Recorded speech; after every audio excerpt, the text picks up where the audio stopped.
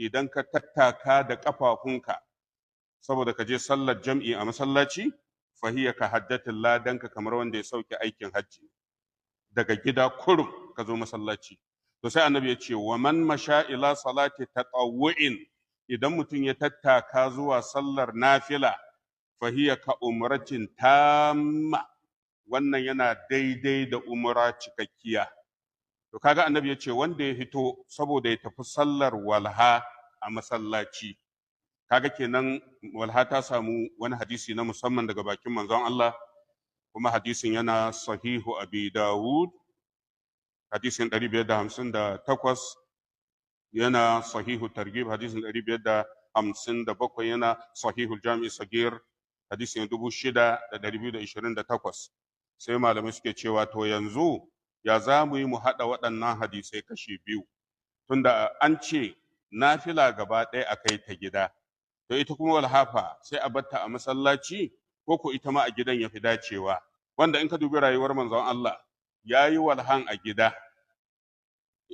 littafin aunul ma'bud sharhin sunan abi dawud da yake wannan hadisin abu umama al-bahili yana riwaya ta al-imam abu dawud don haka sharhin littafin a mujallar nabi shafin 197 zaka ga yake cewa wa min haza akaza a'immatuna qawluhum sunna fi dhuha fi'luha fil masjidi ina ne ya fi dacewa a yi sallar walha shin a gida ne ko a masallaci domin ga hadisin abu umama al-bahili idan ka bar gida ka tafi masallaci don ka yi sallar walha duk da cewar walha ita ma nafila ce manzon Allah ya ce ladanka kamar mutumin da ya umra ne to shin kowace walha ko kowaye ko akwai wanda ya zama larura gare shi shine sai malamai suka ce a'a yakunu fi jumlatil mustasnayati min khabari afdal salatil mar'i fi baitihi ila al-maktuba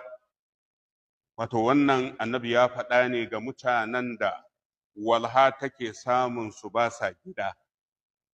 kaga sai annabi da yake Allah ya nuna mar akwai mutumin da walha za ta same shi yana wurin aiki